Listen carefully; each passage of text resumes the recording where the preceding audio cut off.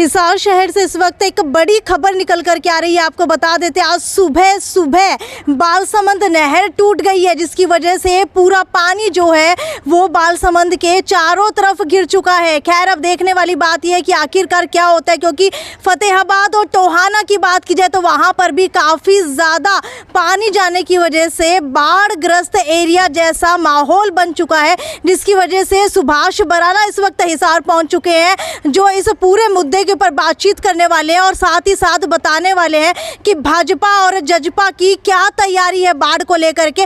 क्या आज भी जो है दोनों अपनी राजनीति खेल रहे हैं बाढ़ में, या फिर लोगों को बचाने की कोशिश कर रहे हैं। बातचीत करते हैं सुभाष बराला से। राणा साहब, प्रदेश में बाढ़ के हालात काफी गंभीर है। फतेहाबाद सिरसा जो फतेहाबाद काफी प्रभावित, शहर में भी पानी जी।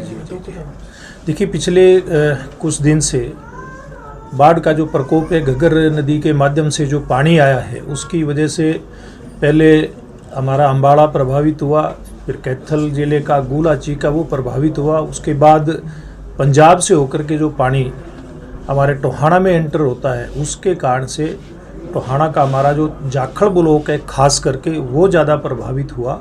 और अब वहाँ से पानी धीरे धीरे करके उतरना शुरू हुआ है और आगे रतिया और फतेहाबाद में कुछ गांव में कल पानी पहुंचा है। उसके कारण से फसल का काफ़ी नुकसान भी हुआ है। एक तरफ जहां सरकार बाढ़ के कारण कम से कम नुकसान हो इस काम में लगी हुई है, और व्यक्तिगत मैं अपनी बात करूं तो पिछले लगभग 8-10 दिन से मैं भी लगातार फील्ड में हूं, लोगों के बीच में हूं। किसी प्रकार की कोई दिक्कत आम जन को ना आए, इस बात का प्रयास हम सब लोगों का मिलकर के चल रहा है। अन्य सामाजिक संगठन भी इस काम में पूरी तरह से लगे हुए हैं और जिला प्रशासन भी पूरी तरह से मुस्तैदी के साथ कैसे कम से कम नुकसान हो इस बात में लगा हुआ है। और हमारी इसके अलावा जो मेडिकल फैसिलिटी है उसमें भी जिला फतेहाबाद के अंदर पूरी तरह से प्रशासन मुस्तैद है। और व्यक्तिगत रूप से मैं भी कुछ हमारी डॉक्टरों की टीम लेकर के कल से जनता के बीच में उनका चेकअप करवा करके फ्री में उनका चेकअप और फ्री में उनको दवाइयाँ उपलब्ध करवाएं, इस काम को भी हमने शुरू किया है। पिछले लगभग 7-8 दिन से भोजन की व्यवस्था भी, चाहे मैं अपनी बात करूं, हमारे कार्यकर्ताओं के माध्यम से, सामाजिक संगठनों के माध्यम से वो भी चला हुआ है। यानी कि कुल मिलाकर के इस दुख की घड़ी में सब लोग इकट्ठे होकर के उसका सामना करें और निश्चित रूप से 1-2 दिन में हालात सामान्य भी हो जाएंगे, क्योंकि टोहाना में जो पानी है घग्गर का वो वापस जाना शुरू हुआ है। जो फैल गया था क्षेत्र में वो वापस जाना शुरू हुआ है। बहुत जल्दी फतेहाबाद और रतिया के हालात भी सामान्य हो जाएंगे। हिसार में भी आज बालसमंद नहर टूटने की खबरें आ रही हैं। नहीं, उसकी मुझे जानकारी नहीं है। अगर ऐसी बात होगी तो अभी अधिकारियों से बात करेंगे, कैसे इसको ठीक किया जाए और जल्दी ठीक किया जाए, इस व्यवस्था को सुनिश्चित करेंगे। सर, विपक्ष 50,000 रुपये प्रति एकड़ की मांग कर रहे हैं, तो आपकी सरकार है, कितना मतलब मुआवजा मिलना चाहिए जो नुकसान हुआ है बाढ़ से? देखिए, अभी तो नुकसान चल ही रहा है अगर हम सीधी सी बात करें तो, क्योंकि टोहाना क्षेत्र में जो पानी आया लगभग 30,000 एकड़ का अनुमान लगाया जा रहा है कि वहाँ पर खराब हुई है। अब आगे फतेहाबाद के आसपास कितनी खराब होगी ये देखने की बात है। ये जब पानी उतर जाएगा उसके बाद आकलन होगा। और मैं एक बात कहता हूँ आपके माध्यम से, सब किसान भाई जिनकी फसलें खराब हुई है, या ऐसे जो गरीब परिवार जिनके मकानों का भी नुकसान हुआ है, क्योंकि जो ढाणी और डेरे में रहने का उधर हमारे चलन है अपने क्षेत्र के अंदर, वहाँ लोगों का अन्य प्रकार का नुकसान भी हुआ है। फसल के साथ साथ पशुओं का भी कहीं नुकसान हुआ है, मकान का भी नुकसान हुआ है। ऐसे सब नुकसान की भरपाई हम लोग करेंगे। और मैं विपक्ष क्या कहता है इस बात का तो मैं कोई ज़्यादा इसके बारे में नहीं कहना चाहूँगा, लेकिन इतना ज़रूर कहूँगा कि ज़्यादा से ज़्यादा मुआवजा किसान को मिले, इस बात को हम सुनिश्चित करेंगे। किसी भी किसान के मुआवजे की भरपाई से वो ना वंचित रहे, इसको सुनिश्चित किया जाएगा। चाहे वो उसकी फसल का नुकसान है, चाहे मकान का है, चाहे कोई पशु का नुकसान है, सबकी भरपाई करवाएंगे। दुष्यंत चौटाला ने कहा है कि जिसका 100% फसलों का नुकसान हुआ उसे ही मुआवजा दिया जाएगा, तो क्या जिसका 60-50% हुआ उसको नहीं? देखिए, जो सरकार के नियम है, दुष्यंत जी की जानकारी नहीं किस प्रकार की उनकी स्टेटमेंट है, लेकिन सरकार के नियम हैं। नियम के आधार पे जो भी नुकसान की भरपाई हो सकती है वो 100% होगी। एक बात और मैं कहता हूँ, वहाँ पर जो बाढ़ प्रभावित क्षेत्र है वहाँ सामाजिक संगठनों की बात करें, हमारे भारतीय जनता पार्टी के कार्यकर्ताओं की बात करें, उन्होंने भी आगे बढ़ करके बहुत सारे मामलों में किसान की समस्या दूर करने का एक बीड़ा उठाया है। हमारे साथियों ने, अब मैं अपने खेत की बात करूं, सैकड़ों की संख्या में ऐसे हमारे साथी हैं जिन्होंने अपने खेतों में पनीरी भी बीज दी है ताकि किसान की जितनी भी हेल्प हो सके वो करेंगे। और यहाँ तक कि चारे की व्यवस्था भी, चाहे मैं अपने गांव की बात करूं, मेरे पड़ोस के गांव की बात करूं, हर गांव से, पूरे क्षेत्र से जहां पानी नहीं है वहां चारे की भी व्यवस्था, दूध की भी व्यवस्था, चाय बनाने के लिए चीनी और पत्ती की भी व्यवस्था सब लोग मिलकर के कर रहे हैं। इसलिए कोई विपक्ष या इस प्रकार की कोई बात करता है तो, क्योंकि मेरे सामने कुछ बातें आई थी, अभी भी एक सवाल आया था, इसमें कोई चिंता नहीं है, जो जिन्होंने बातें इस प्रकार की करनी है वो करेंगे, लेकिन बाढ़ पीड़ितों को किसी भी प्रकार से वैसे अनाथ छोड़ने का काम नहीं होगा, ना सामाजिक संगठन, ना पार्टी के नाते, ना सरकार के नाते। सर, एनडीए को रोकने के लिए इंडिया का निर्माण किया गया है, इसके लिए क्या कहेंगे आप? देखिए, बड़ी विचित्र बात है।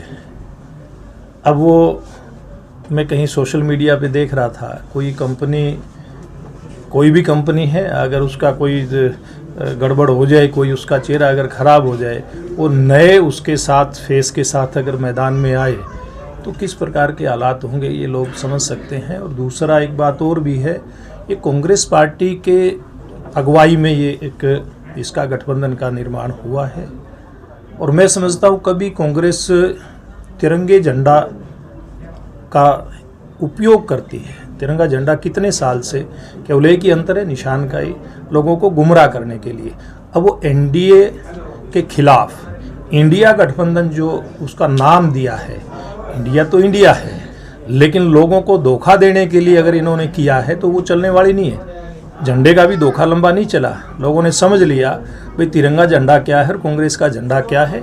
अब लोग ये भी समझ लेंगे इंडिया क्या है, और धोखा देने के लिए जनता को ये इंडिया के नाम पे इन्होंने गठबंधन बनाया है वो क्या है। ये तो बनते बनते इंडिया के, इनके गठबंधन के यानी के होते होते लोगों के बाद ध्यान में आ गई, क्योंकि जितने दल इसमें इकट्ठे हुए हैं एनडीए के खिलाफ, वो सभी दल किसी न किसी रूप में बड़े बड़े घोटालों में उनके नेता संलिप्त हैं, बड़े बड़े उनके ऊपर आरोप लगे, उनके केस, कई लोग उसमें जेल जा चुके हैं और कई जेल जाने की तैयारी है। वो सब लोग जो अपने आप को कट्टर ईमानदार कह के और बेईमाना करने का रिकॉर्ड कायम करते जा रहे थे, अब वो एक इंडिया नाम के गठबंधन के पीछे छुप करके इस प्रकार का खेल खेलना चाहते हैं। ये देश की जनता है, ये सब कुछ जानती है, इनका खेल लंबा नहीं चलने वाला। दिल्ली के सीएम ने भी आरोप लगाया है कि हरियाणा के कारण दिल्ली में पानी जो है आया है। देखिए, सारी बातें स्पष्ट हैं, बिल्कुल स्पष्ट हैं, कहीं कोई छुपा हुआ नहीं है।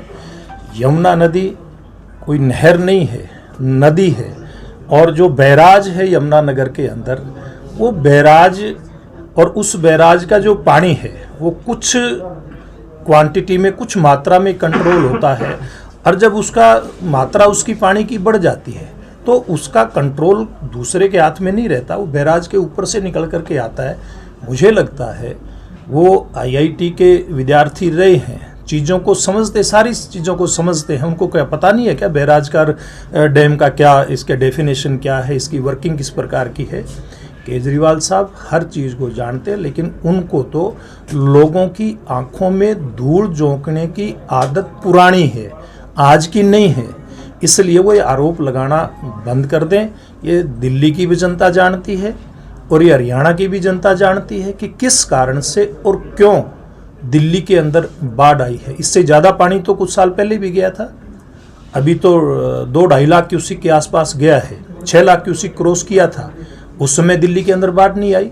अभी क्या कारण है बाढ़ आई है, ये केजरीवाल जी को स्पष्ट करना चाहिए और ये बताना चाहिए कि उनकी राजनीति के चलते, उनकी सस्ती जो लोकप्रियता हासिल करने की राजनीति है, उसके कारण से इतनी अवैध कॉलोनियों का निर्माण यमुना जी के रास्ते के अंदर हुआ है, जिसके कारण से पानी का रास्ता अवरुद्ध हुआ और दिल्ली को ये दिन देखने पड़े हैं। भाजपा के पूर्व अध्यक्ष रह चुके सुभाष बराला ने अपनी ही पार्टी के अलायंस के अंदर चल रहे डेप्यूटी सीएम दुष्यंत चौटाला और साथ ही साथ दिल्ली के सीएम अरविंद केजरीवाल को भी घेरा।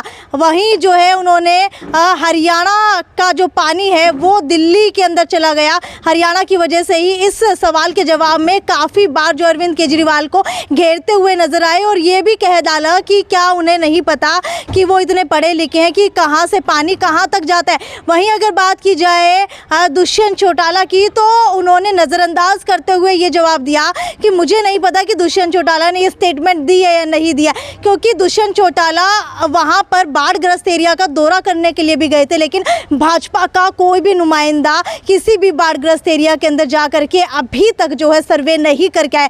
देखने वाली बात यह है जो इतने बड़ी बड़ी बातें कही जाती हैं, इतने बड़े बड़े पुलाव जो है पकाए जाते हैं इलेक्शन से पहले, लेकिन क्या ग्राउंड लेवल के ऊपर जाकर के कोई मदद करता है। खैर, वीडियो को ज़्यादा से ज़्यादा शेयर करते रहिए और क्या सुभाष बराला आपके क्षेत्र के अंदर आए हैं ये भी मुझे नीचे कमेंट सेक्शन के अंदर लिख करके ज़रूर बताइए। ये थी साक्षी सोनी की रिपोर्ट। नमस्कार।